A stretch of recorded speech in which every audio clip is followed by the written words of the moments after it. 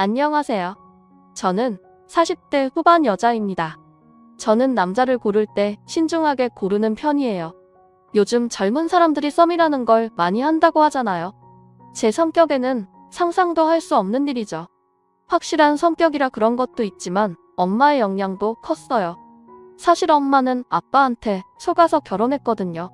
아빠가 엄마에게 빠지는 바람에 재산이며 직장이며 모든 걸 숨겼어요. 물론 사랑해서 그랬다고 할 수는 있지만 엄마 입장에서는 믿었던 사람이 자신을 속인 거나 마찬가지잖아요. 그게 너무 억울하셨던 나머지 어릴 때부터 저에게 남자 믿지 말라 하곤 하셨죠. 그런 모습을 보고 자란 저였기에 남자를 고를 때는 그 누구보다 신중할 수밖에 없었죠. 처음 남자를 만나게 된 건 대학생 때였어요. 제 친구들은 학창시절에 한 번씩 연애를 해봤지만 저는 성인이 되기 전까지 남자와 교제할 마음이 없었거든요. 대학생이 되고 나서도 딱히 연애할 마음은 없었어요. 동기 남자들 중에 저를 좋아해서 고백하는 사람도 꽤 있었어요. 그런데 왠지 20살 남자들은 어려 보이더군요. 물론 저도 20살이긴 하지만 그래도 제 눈엔 동갑 남자애들은 아직 어려 보였어요. 무엇보다 20살 남자는 신중함이라고는 1도 찾아볼 수 없었죠. 저에게 고백했다가 차이면 다른 동기한테 가서 고백하곤 했었어요. 신중한 저로서는 그런 남자와는 도저히 사귈 수 없었죠. 그런데 선배들 중에 남자로 느껴지는 선배가 있었어요. 제가 그리던 이상형에 조금 가깝긴 했지만 그렇다고 마음을 빼앗길 정도는 아니었죠. 전 외형보다 내면을 보던 사람이었기에 이상형이라고 해도 단번에 빠지거나 하지는 않았어요. 그런데 그 선배는 외형뿐만 아니라 내면도 따뜻한 사람이었어요. 그래서 후배들한테 인기가 많았어요. 발렌타인데이가 되면 그 선배 선물함에는 초콜릿으로 가득 차곤 했었죠. 사실 저도 주고 싶은 마음은 있었지만 너무나도 인기가 많았기에 쉽사리 다가갈 수 없었답니다. 하루는 신입생들이 인사를 안 한다고 단체를 귀합을 받는 날이 있었어요. 학번마다 귀합주는 선배가 정해져 있거든요. 그런 선배들은 꼰대들이 많았어요. 선배라는 권유를 내세워서 후배들을 마음대로 하곤 했죠. 제 대학 시절만 해도 후배들에게 욕설을 퍼붓는다거나 폭행하는 행위는 비리로 유지했어요. 그런 일이 있을 때마다 분노가 끌어올랐지만 신입생은 아무 힘이 없었죠. 한참 귀합을 받고 있는데 선배 한 명이 나타나서는 중재시키더군요. 다름 아닌 제가 좋아하는 선배였어요. 그 선배 이름이 유석 선배였거든요. 유석 선배는 귀합을 주고 있는 선배에게 그만하라며 신입생들을 돌려보내라고 하더군요. 선배들 간에 실랑이가 벌어졌어요. 이러다가 큰일이 나는 게 아닌가 하는 생각이 들었죠. 유석 선배는 일단 저희를 밖으로 나가게 했어요. 그 모습에 귀합을 주던 선배가 유석 선배 멱살을 잡더군요. 순식간에 손을 낚아채더니 귀합 주던 선배를 내려 꽂아버렸어요. 바닥에 쓰러진 선배는 꼼짝을 못하더군요. 유석 선배는 다시 한번 신입생들을 괴롭히면 가만 안 둔다며 이 시간 이후로 귀합을 없앨 거라고 했어요. 그 모습에 저뿐만 아니라 다른 학생들도 모두 반해버리고 말았죠. 심지어 남자애들까지 선배를 멋있어했어요. 그날 이후 유석 선배의 인기는 하늘을 찔렀어요. 더 이상 범접할 수 없는 사람이 되어버렸죠. 저는 선배가 운영하는 동아리에 들어가게 되었어요. 선배는 타악 동아리를 운영했거든요. 큰 북을 치는 동아리였기에 지금까지는 남자 학생들에게 인기가 많았지만 유석 선배가 동아리장을 맡고 나서부터는 여자 학생들이 더 많아졌죠. 전 선배 때문에 들어간 게 아니라 학창시절부터 사물놀이 활동을 해왔던지라 차출되어 갔었죠. 정원 초과로 들어가기 힘든 상황에 저만 차출되어 가니 많이들 부러워하더군요. 동아리에서도 선배의 인기는 하늘을 찔렀어요. 선배가 북을 치기 때문에 여학생들은 선배의 팔뚝을 구경하기 위해 모여들곤 했죠. 심지어 다른 동아리 학생들도 구경을 오곤 했었어요. 거기다 자장한 성격이었기에 악기 치우는 일을 후배들에게 시키지 않고 같이 하더군요. 다른 선배들은 그런 유석 선배의 행동을 싫어했죠. 그렇게 되면 후배들이 버릇이 없어진다고 하더군요. 그렇지만 유석 선배는 그런 반응을 전혀 신경 쓰지 않았어요. 하루는 동아리 회식이 있던 날이었어요. 모두들 유석 선배 옆에 앉기 위해 혈안이 되어 있었죠. 전 그 경쟁에 끼고 싶지도 않았어요. 물론 선배 옆에 앉고 싶은 마음은 있었지만 대학 입시보다 치열했기 때문에 마음을 접을 수밖에 없었어요. 그런데 선배는 저더러 옆에 오라고 하더군요. 할 이야기가 있다고 했어요. 심장이 미친 듯이 뛰기 시작하더군요. 의도치 않은 상황에 당황했어요. 그 전까지 저와 한마디도 나눈 적도 없고 심지어 친하게 지낸 적도 없었거든요. 그런 저에게 옆에 앉으라고 하니 당연히 당황스럽지 않겠어요? 전 모두의 시세를 받으며 선배 옆에 갔어요. 너 유선이 맞지? 나랑 이름이 비슷해서 쉽게 외워지더라고. 불편하게 있지 말고 편하게 있어. 혼내려고 부른 것도 아닌데 왜 이렇게 긴장을 해? 기합 주는 것 같이 보이잖아. 칭찬하려고 부른 거니까 긴장 풀어도 돼. 지켜보니까 내가 확실히 다른 친구보다 실력이 좋더라고. 어릴 때부터 해서 그런지 기본기가 탄탄한 게 느껴져. 그래서 말인데 동아리 부장 한번 해보는 건 어때? 조금 이르긴 한데 실력이 좋으니까 충분히 잘 해낼 것 같아서. 내가 해주면 든든할 것 같은데 해줄 거지? 평소 동아리에 애정이 있었기에 받아야 할 이유는 없었죠. 무엇보다 선배가 저를 쭉 지켜봐왔다는 말을 혹 해버렸어요. 저를 좋게 보고 있다는 말이잖아요. 그렇게 전 부장이 되었어요. 그 이후로 선배와 붙어 다니는 일이 많아졌죠. 자연스럽게 가까워졌어요.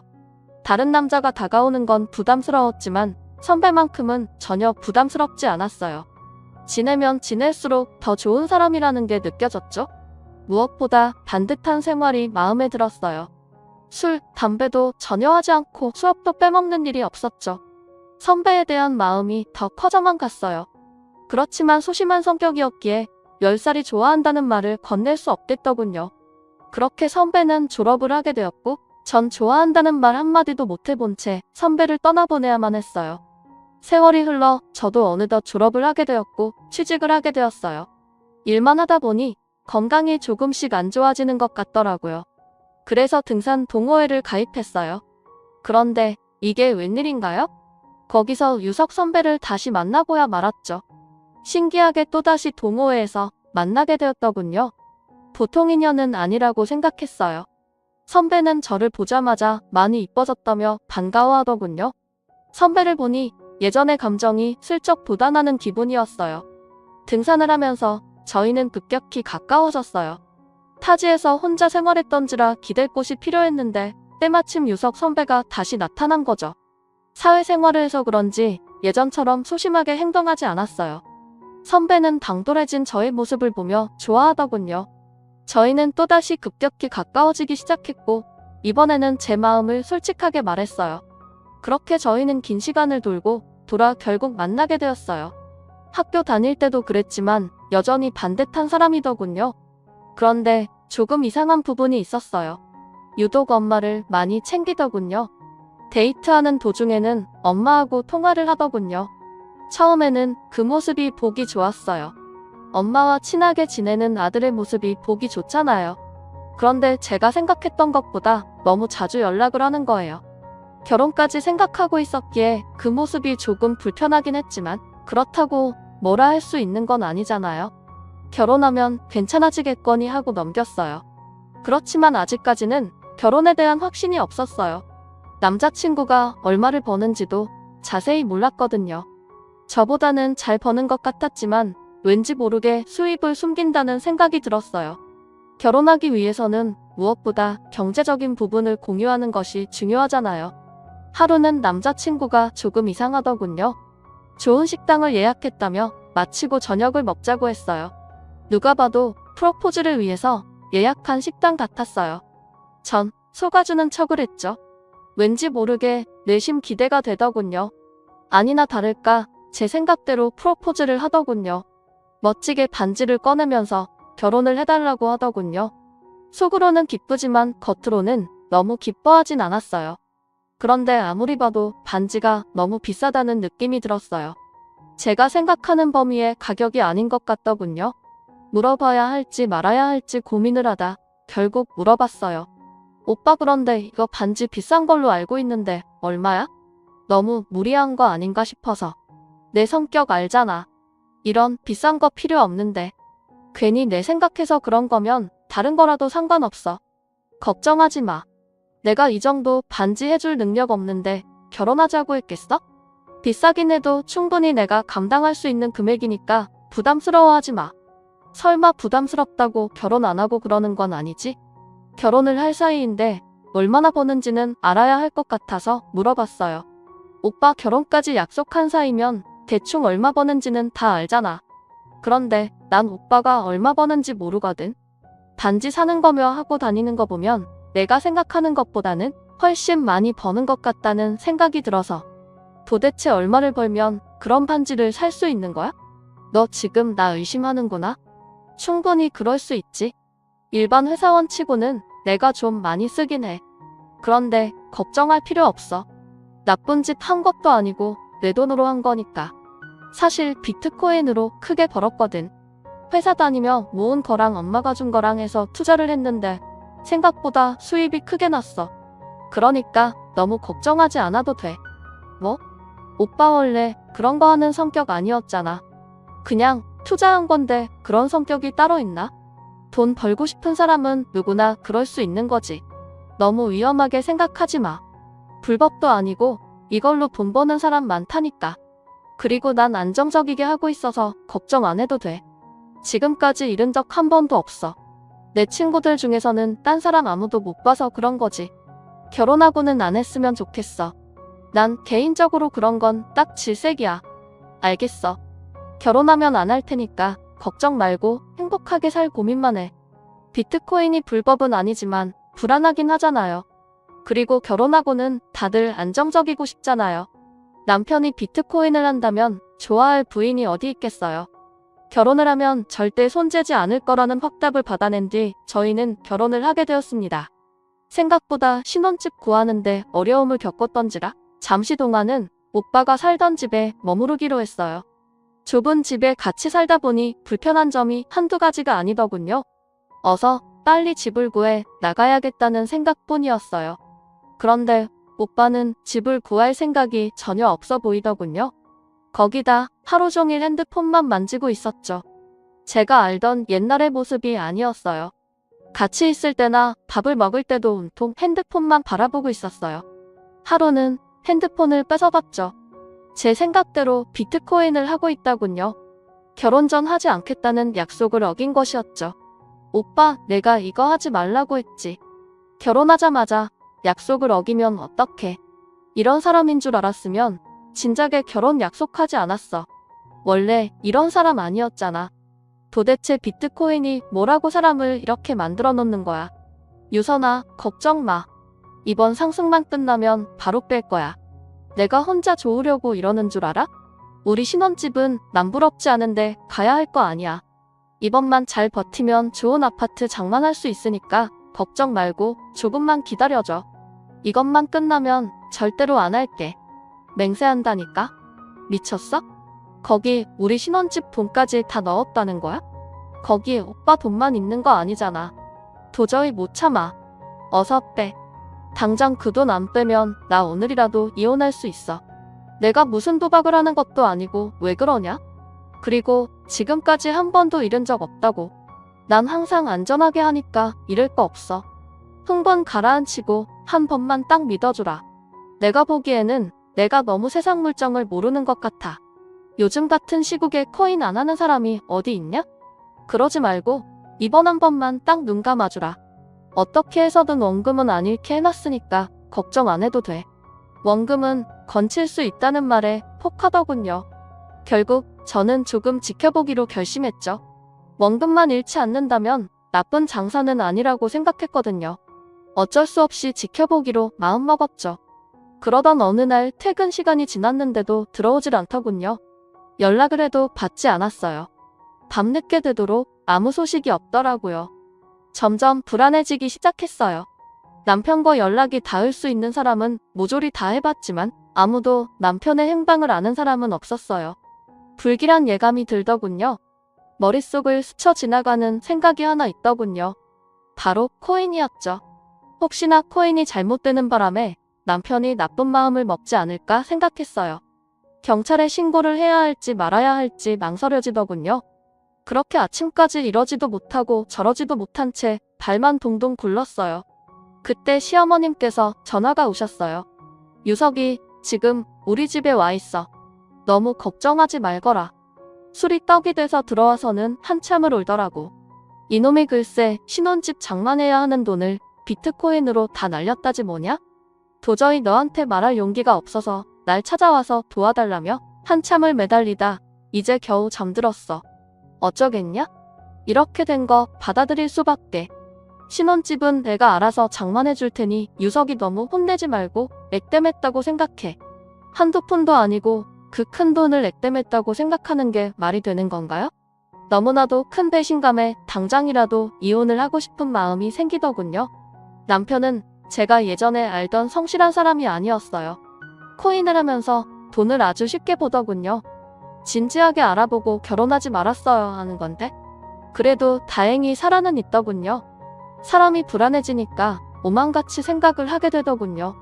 혹시나 남편이 돈을 잃고 극단적인 선택은 한 게 아닐까라는 생각을 했어요. 다행히 최악의 경험은 면했죠. 조금 있다 남편이 들어오더군요. 제 눈을 마주치지 못했어요. 땅만 보고 있더군요. 마음 같아서는 한 대 후려치고 싶었지만 너무나도 참담한 표정을 하고 있는지라 오히려 연민이 느껴지더군요. 남편은 무릎을 꿇더니 여보 미안해. 내가 잘못했어. 진작에 여보 말을 들었어야 하는 건데 이렇게 될 줄은 정말 몰랐어. 친구놈이 이번에는 꼭 된다고 하길래 앞으로는 절대 이런 일 없을 거야. 목숨 걸고 맹세할게. 한 번만 봐줘 제발. 얼굴이 하얗게 질려서 빛난 남편을 보니 짠한 마음이 생기더군요. 이놈의 정이 뭔지 어쩌겠어요. 이혼할 수도 없는 노릇이고 거기다 어머님께서 지불해 주신다고 하니 참고 넘어가야 되지 않겠어요. 남편에게서 각서를 받아내고 사건은 일단락되었어요. 그날이 온 남편은 다시 예전처럼 돌아왔어요. 빨래며 청소며 뭐든 자기가 도맡아서 하더군요. 그렇지만 좁아터진 집구석에서 단둘이 지내게 되니 계속 코인으로 날린 돈이 생각나더군요. 그런데 다행히도 시어머님께서 정말 집을 구해주셨어요. 사실 말로만 그러시는 줄 알았는데 정말 집을 구해주셨더군요. 어찌나 감사하던지 몸둘바를 모르겠더군요. 물론 남편이 날린 돈이라 시댁 쪽에서 책임을 져주는 게 당연하다고 생각해 줄 수 있겠지만 그게 어디 쉬운 일인가요? 능력이 된다고 한들 그러기엔 쉬운 일은 아니라고 생각했어요. 남편만 아니었어도 시어머님께 미안한 마음을 안 느껴도 되는 건데 왠지 모르게 빚을 진 느낌이 들더군요. 그런데 한 가지 걸리는 부분이 있었어요. 집 명의가 시어머님 이름으로 되어 있었거든요. 결혼하면 남편과 공동 명의로 된 집에서 살기 위해 돈을 악착같이 모았는데 제 이름으로 된 집 하나 장만하지 못했다는 사실이 서글프기만 하더군요. 거기다 한 가지 걸리는 점이 또 있었죠. 시어머님은 시댁과 걸어서 10분 정도 거리에 집을 장만해 주셨어요. 너무나도 불편한 거리였죠. 왠지 일주일에 한두 번씩은 꼭 들려야 할 것 같은 기분이 들더군요. 모든 것이 제 상상과는 다르게 흘러갔어요. 남편이 더욱 원망스러워졌죠. 그러던 어느 날 퇴근 후 제가 먼저 집에 들어오게 되었는데 누군가 집 안에 있더군요. 남편과 방금 통화했을 때만 해도 회사라고 했었거든요. 전 도둑이 든 줄 알았죠. 그런데 현관에 신발을 보니 어머님 신발이지 뭐예요. 어머님 어떻게 들어오셨어요? 어떻게 들어오긴 아들한테 비밀번호 물어보고 들어왔지. 오늘따라 엄마가 해준 갈비찜이 먹고 싶다며 해놓고 가라지 뭐냐? 유석이가 내가 해준 음식이 입맛에 안 맞는가 봐. 그 애가 어릴 때부터 워낙 입맛이 까다로웠거든. 나 말고 다른 사람이 해주는 음식 일체 먹지도 않았다니까? 심지어 애들이 환장하는 피자, 치킨도 마다하고 내가 해주는 음식만 찾는 아이였어. 결혼하면 어쩌려나 걱정했는데 다행히 별말 없어서 마누라 음식이 입맛에 맞는가 보다 생각했는데 그게 아니다구나. 여태껏 참으면서 살았다지 뭐야. 내가 해준 음식이 맛없어서 그런 게 아니고 그 애 입맛이 워낙 까다로워서 그런 거니까 너무 신경 쓰지 마라. 그리고 너도 일하는데 제대로 밥할 시간이 어딨냐? 내가 가끔씩 와서 밥 차려주고 갈게. 부담될 생각 없다. 그냥 너희 없을 때 잠시 왔다 갈 거니까 너무 신경 쓰지 말거라. 대한민국 어떤 며느리가 이런 상황에 신경을 쓰지 않을 수 있겠어요. 순간 남편이 미워지더군요. 전 남편이 들어오자마자 한 소리 했어요. 아니, 어떻게 한마디 상의도 없이 이럴 수 있어? 집 청소도 제대로 안 해놨는데 어머님이 빨래까지 다 하셨단 말이야. 도대체 나를 얼마나 못난 며느리로 만들어야지 속이 풀리겠어. 결혼한다면 달라진다는 말이 당신한테는 예외일 줄 알았는데 당신도 똑같은 남자였구나. 가면 갈수록 실망이다. 어떻게 해서든 어머님 못 오게 해. 내 음식이 입맛에 안 맞으면 그냥 시댁으로 가서 밥을 먹고 와. 그럼 될 거 아니야. 이런 거 가지고 트집을 잡고 그러냐? 우리 없을 때 엄마가 잠시 와서 살림 도와주겠다는데 뭐가 불만이야. 그리고 당신도 퇴근하고 밥하는 거 귀찮아했잖아. 내가 해준다고 하면 맛없다고 안 먹는다고 하고. 잘 된 거 아니야? 엄마 음식이 얼마나 맛있는데. 당신도 우리 엄마 음식 좋아했잖아. 문제될 게 뭐가 있어. 처음이라서 불편한 거지. 몇 번 하다 보면 당신도 편해질걸? 너무 얄밉다군요. 결혼하고 나서부터 계속 얄미운 질문 골라서 하더군요. 자기야 자기 엄마니까 편하겠지만 저는 절대 편해질 수 없었어요. 아무리 잘해주신다고 해도 편해질 수 없는 부분이었죠.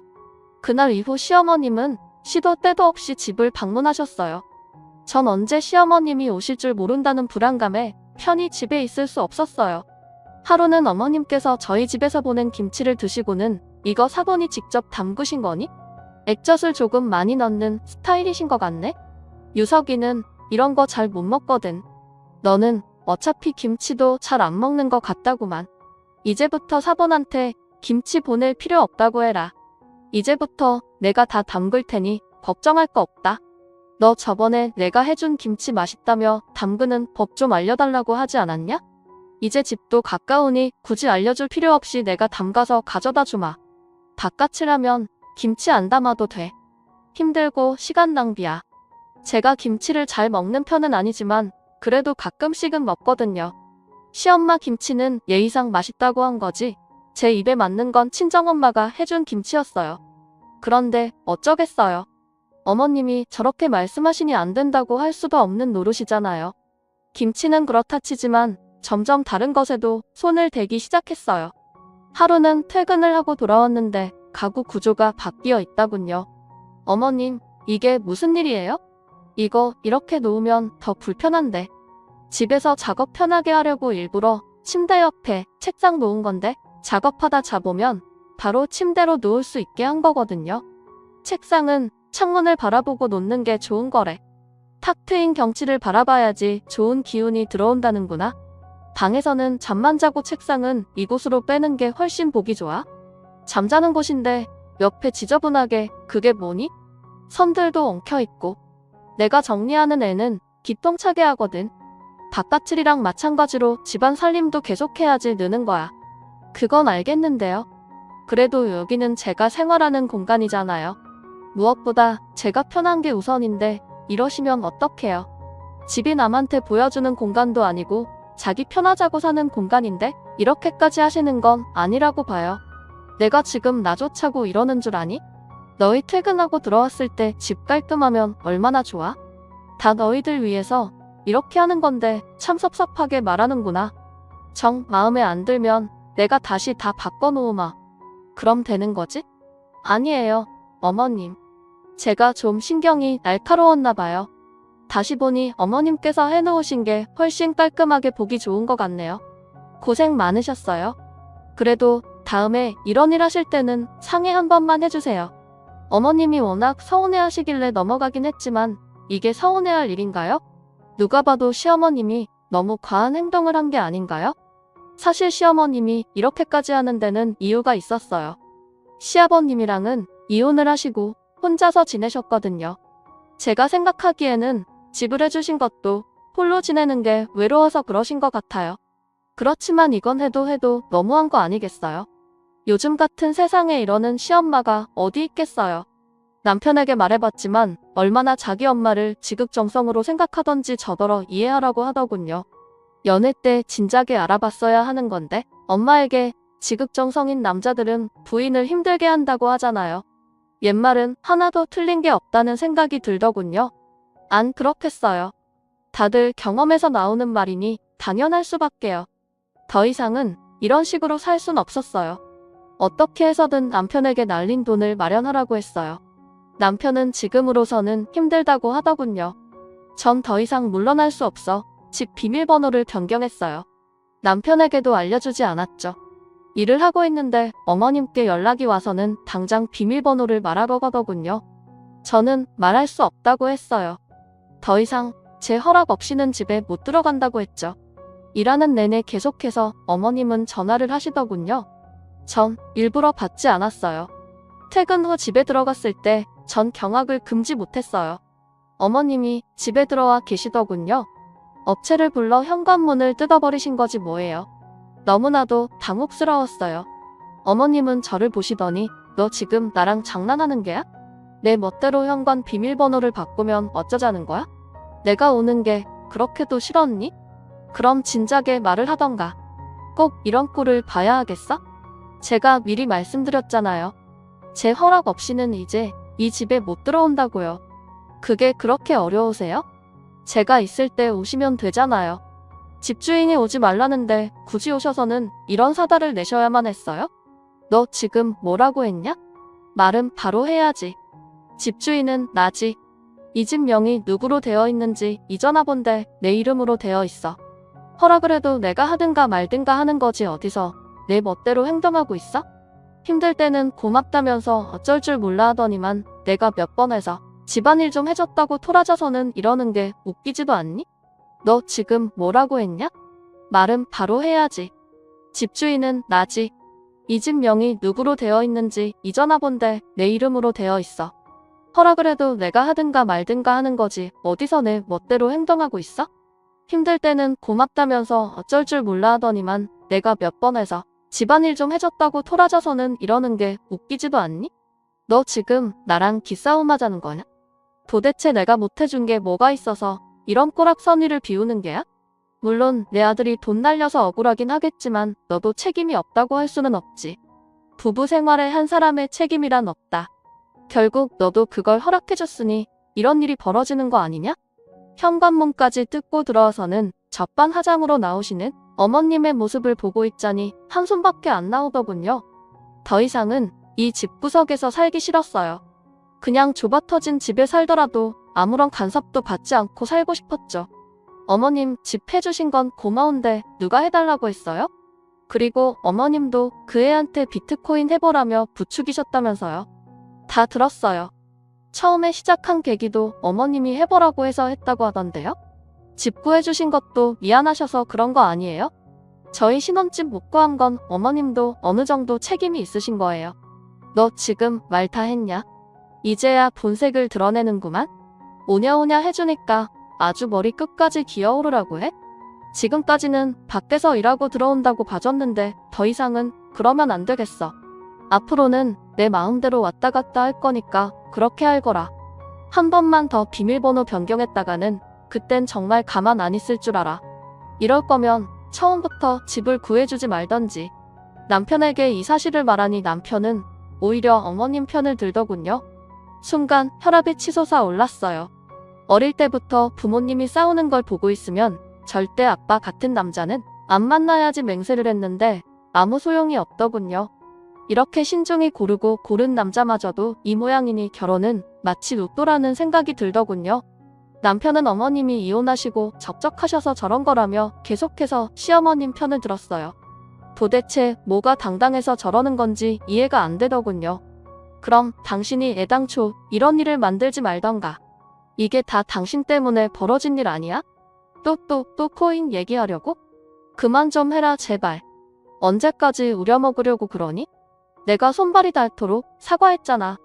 내가 혼자 잘 살아보겠다고 그랬냐? 다 너 행복하게 해주려다가 이렇게 된 거 아니야.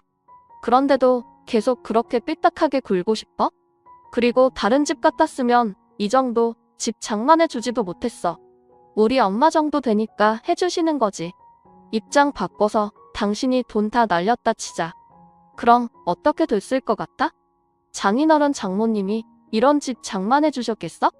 천만에 절대 안 해주셨을걸? 안 해주시기보다는 그럴 능력도 없으시지.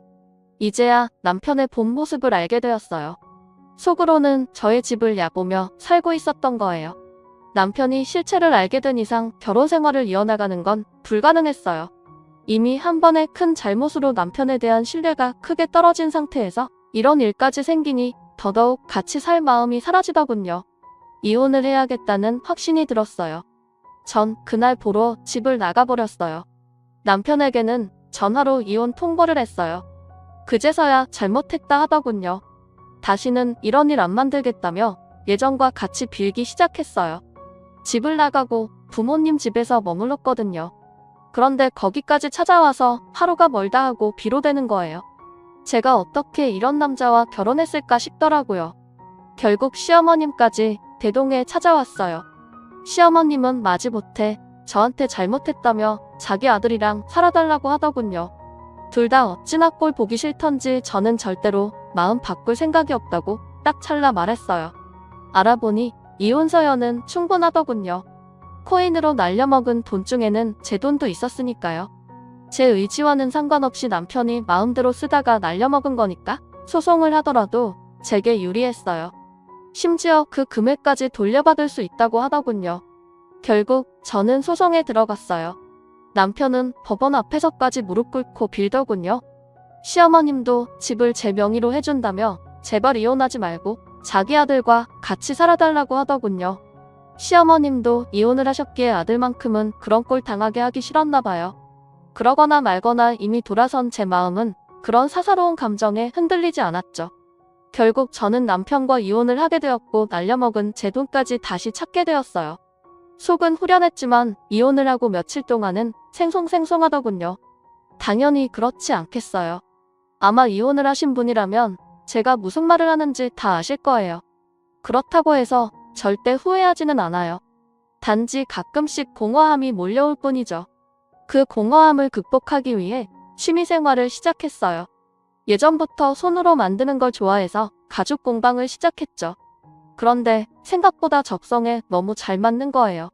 거기다 손재주도 좋아서 그런지 지인들에게 선물을 하면 더 만들어달라고 부탁을 하는 사람까지 생겼어요. 그런 제 능력을 살려서 지금은 자그마한 공방을 차려서 운영하고 있답니다. 얼마나 행복한지 몰라요. 그리고 전 남편이랑은 같은 대학이다 보니 가끔 소식을 듣게 되거든요. 들려오는 소문에는 아직도 정신을 못 차리고 코인을 한다고 하더군요. 대학 동기들 중에는 돈을 빌려줬다 못 받은 사람도 있다고 하네요. 그런 소식이 들을 때마다 이혼하길 100번 1000번 잘했다는 생각밖에 안 들더군요. 그러거나 말거나 이제 남일이니 신경 쓸 필요 있겠어요. 저만 행복하면 장땡이죠. 아무튼 전 지금의 생활에 너무 만족하며 지내고 있어요. 이 행복을 지키기 위해 그 누구보다 최선을 다해 살고 있습니다. 돌싱이라고 의기소침해지지 말고 저처럼 모두 행복한 삶을 찾았으면 하는 바람입니다. 오늘의 사연은 여기까지입니다. 감사합니다.